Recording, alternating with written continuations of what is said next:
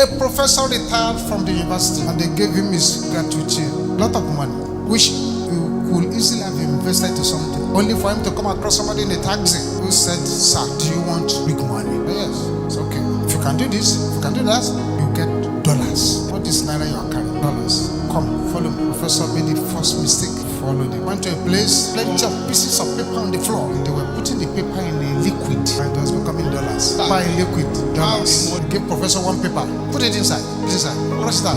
So dollars. He was excited. I said, "Do you want dollars, professor?" He said, "Yes." He said, "We have a problem. The chemical we're using for this thing, we don't have money to buy it. So you just help us buy the chemical. You can have as much as you want." He said, "How much?" 10 million naira. He said, "I don't have as much as that." I said, "How much do you have?" 8.5. Okay, bring it. He said, "How soon can I bring it? How soon? How soon?" You may say, but the man is foolish. He said, "Professor, that demon of pocket with holes, what is upon his life?" He brought the money to them next day. Cash. Brought it down.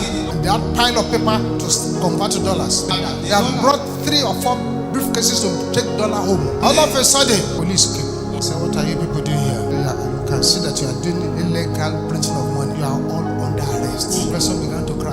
Please let me go. Please, let me go. And I said, "Okay, next time, don't get into this kind of trouble. You understand? Now get out." He jumped into his car and drove off. Do you know that they were not policemen? It's the same people. Pocket. And pray once again for anyone here who has been struggling, walking like an elephant and eating like an ant. Let that yoke be broken in the name of Jesus. Let it be broken. Let it be broken. Let it be broken. Let it be broken. Let it be broken. Let it be broken. Let it be broken. Light are ever roar like thunder. In the name of Jesus. Communication gadgets of darkness. Irinṣẹ́ ìbáraẹnisọ̀rọ̀ òkùnkùn. Can you say that loud? Ẹ kígbe rẹ̀ lóhùn rárá. Transferring my information. Tó ń gbé ìròyìn nípa mi. Can I hear you shouting Ẹ that? kígbe rẹ̀ lóhùn òkè. Catch fire! Lánàá. In the name of Jesus. Lórúkọ Jésù. Somebody is breaking through over Ẹ there. ti ń lu àlùyọ níbẹ̀ yẹn o.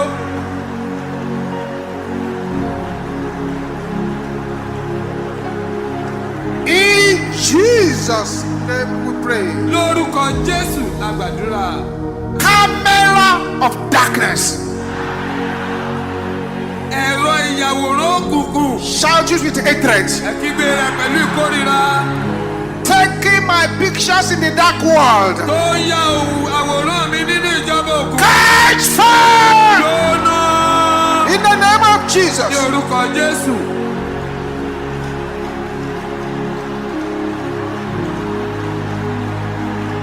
Set the camera on fire. Dáná sun ẹ̀rọ ìyàwòrán náà.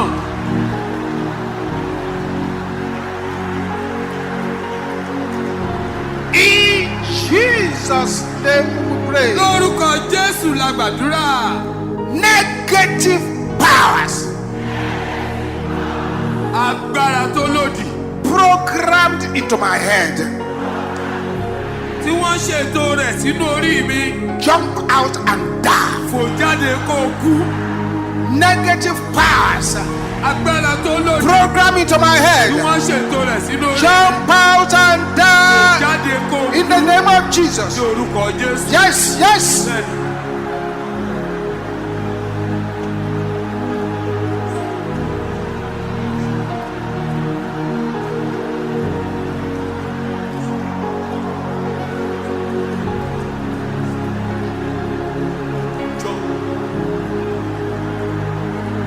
Amen.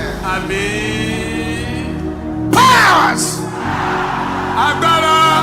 assigned to use my life as a dumping ground. Tí wọ́n sọ pé kó fayé mi ṣe àkìtàn. Die.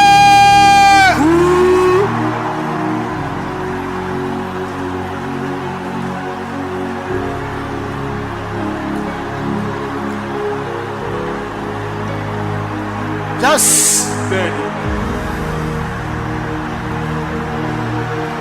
In Jesus' name we pray. Lórúkọ Jésù la gbàdúrà. Witchcraft mortar Odó àwọn àjẹ́. pound my destiny. tó ń gún àyànmọ́ mi. Break Fọ́ on the head of the pounder. lórí ẹni tó ń gún ọ. Witchcraft water Odó àwọn àjẹ́ pounding my destiny. tó ń gún àyànmọ́ mi. Break Fọ́ on the head of the pounder. lórí ẹni tó ń In gún the ọ. name of Ní orúkọ Jesus. Jésù.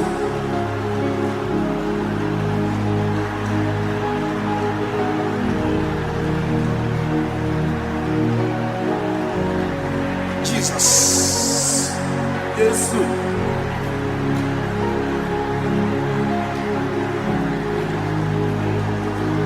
In Jesus' name we pray. Lórúkọ Jésù la With gbàdúrà. authority and power, shout it. Say, every demon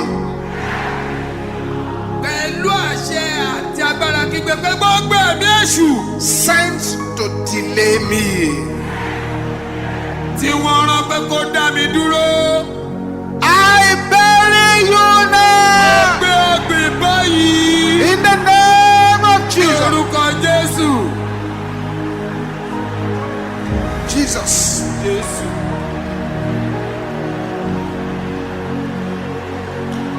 Something is happening here. Kan ṣẹlẹ̀ ní. In Jesus' name we pray. Lórúkọ Jésù la gbàdúrà. Lay your hands on your chest as you shout this loud and clear. Gbé ọwọ́ ní àyà rẹ bó ti kígbe lé lóhùn rárá. Satanic bullets Ọta ìbọn ti Sátánì lodging in my body. tó bẹ́ẹ̀nù ara mi. But fire in the name of Jesus. Yes.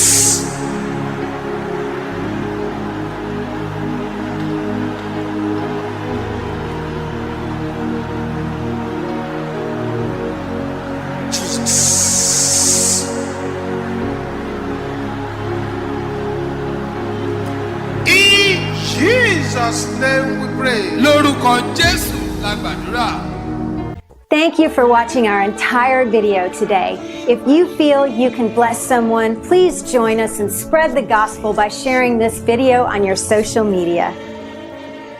Come be a part of the MFM International Headquarters social media family. Like and subscribe now.